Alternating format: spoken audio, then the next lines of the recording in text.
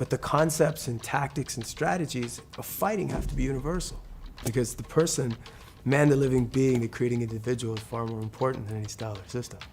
So we take the teachings, what are we gonna do with it? How are you gonna make it your own? You know, it's like, what did he say? He said, absorb what's useful, reject what's useless. Research your own experiences, and then add that which is specifically your own. So let's say you're a really good wrestler. If you're a really good wrestler, don't abandon your wrestling. Find out what the punchers and the kickers do. Get in there with them and learn that. Learn their timing, their angle, and their distance. Now you know how to wrestle them. That's your adaptation of it. But at the end of the day, interception is interception. If I move before you move, doesn't matter what the art is. Doesn't matter what art I used against you. Hey guys, welcome to my commentary on the martial way. I am KShabazz, founder and chief instructor of Black Finish Jeet Kune Do, located here in Atlanta, Georgia.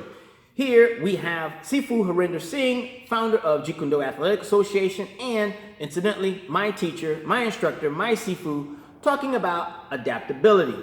Many people like to compare and contrast different styles against Jeet Kune Do, which only really shows that they don't really understand Jeet Kune Do. So I'm going to play the full clip. I'll come back, give you my comments.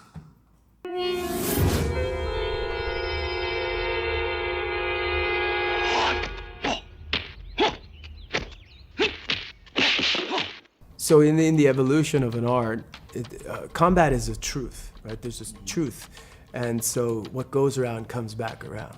So when you look at fighting, and if you take the art's name away, there's 5 ranges. There's kicking, there's punching. There's the trapping range, where like Wing Chun, Tai Chi, and Filipino Kali are specialists at. Then there's standing, grappling, and clinching. Then you got the ground, jiu-jitsu, and wrestling. So there's 5 ranges of combat. So your ability, the highest level or evolution, has to be in adaptability. You have to be able to adapt to the range, adapt to the opponent. That's the thing, because otherwise, if you're just evolving a technique, you're just working on the pattern. If you're just evolving a strategy, you're still installing a pattern. And the pattern is going to limit you till somebody comes along who's got a better pattern or the key to your pattern. But the idea is that if you are able to adapt and change and transform, as Bruce Lee used to say, to change with change is the changeless state.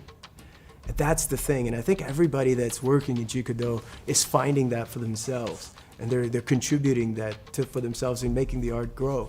So I think it's fantastic, all the people that are out there, because oftentimes when people look at Bruce Lee, they look at the movie star, and they look at the muscles, they look at the charisma, they see all that, which is amazing, but he was so much more than that. You know, he was a pointer to the truth. But the thing is that each person has to find that truth for themselves, and they can't just mimic it.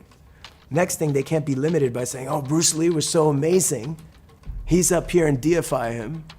And then at the end, the rest of the time, they don't work on themselves. Like, oh, I'm gonna be limited.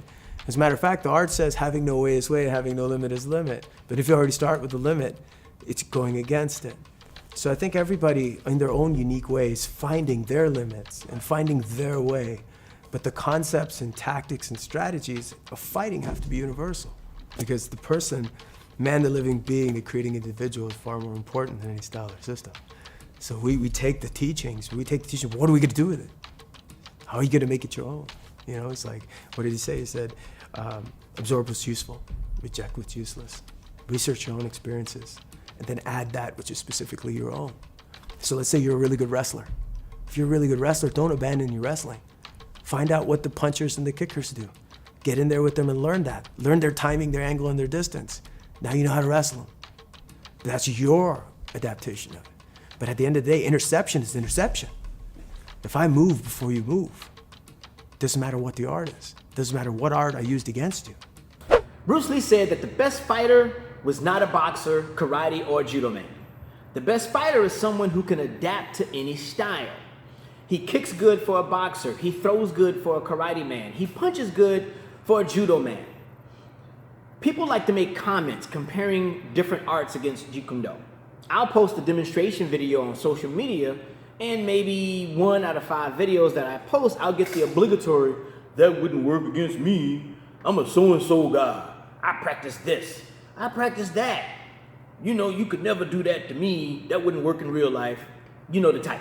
The keyboard warriors, the internet trolls, those guys. These are people who tend to be wrapped up in their own egos because they're no different than the guys who were around in the early days of UFC.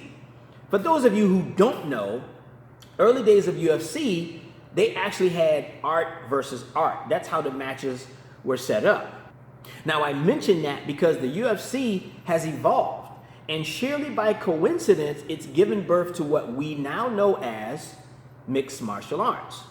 It's mixed because the practitioners borrow a little bit from the stand-up arts, and they borrow a little bit from the grappling arts, and they mix them up, and it basically has begotten,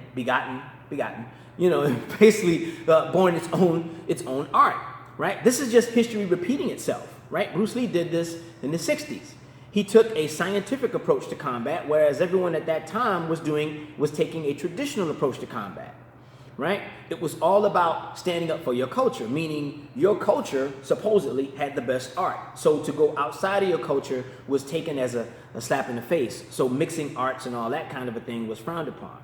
But this was also done in the late 40s, early 50s with Kaju Kimbo, which is an art made up of elements of karate, elements of judo, elements of kempo, elements of boxing, right? If you take the first two letters out of each of those arts, you get Kaju Kimbo, right? But even Kaju Kimbo, some would argue that it also was limiting because you would list 5 different arts and you're drawing from arts as opposed to drawing from a conceptual or a philosophical approach. Bruce Lee said Jeet Kune Do favors formlessness so that it can assume all forms. And since it has no style, Jeet Kune Do fits in with all styles. As a result, Jeet Kune Do uses all ways and is bound by none, and likewise uses any technique or means which serves itself in the end. In this art, efficiency is anything that scores. So you have to be able to adapt to your opponent. If you are a boxer, you could be one hell of a boxer, right? But you had better hope that a grappler doesn't get a hold of you because your art does not teach you how to adapt to that kind of energy. And it's the same thing for a grappler who doesn't know how to strike. The problem is just reversed. Street fights mutate. They start with a little bit of verbal back and forth. Someone gets in the other person's face. Someone gets shoved or pushed, right? You go into a striking match. Someone closes the distance, takes them down. Someone may pull out a knife, or worse, they pull out a gun, right? If this happens in a nightclub, someone's gonna grab a beer bottle or what have you. Now they have a weapon, or they may use the environment, right? If you're in a room or a house, you can use the kitchen counter or the table or something like that. As a weapon, you bashing someone's head into the furniture, right? Friends jump in, now it's a mass attack situation. It turns into this huge big melee, right? There is a natural ebb and flow to a street fight. And Bruce Lee sought to address that by focusing on the pros and the cons of various arts, right? What are their strengths? What are their weaknesses? And he sought to address every single one of them, right?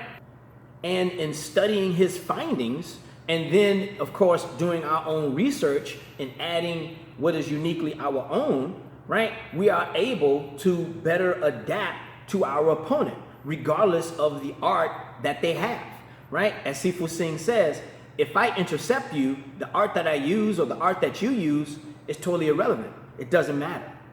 All right, guys, that's the clip. Those are my comments. Let's continue the conversation in the box below. If you want more content like this, look up Black Phoenix Jeet Kune Do on Instagram and on YouTube. Follow me on IG and subscribe to my YouTube channel. Don't forget to hit the notification bell. You can also find me on Facebook. And if you visit, make sure you like the page. If you want to train with me in person and you're in the Atlanta area, visit my website, Black Phoenix JKD, for my locations, class times, as well as my price list. If you aren't in the Atlanta area, consider signing up for my online training academy. And just the same, all of those details are on my website, Black Phoenix JKD.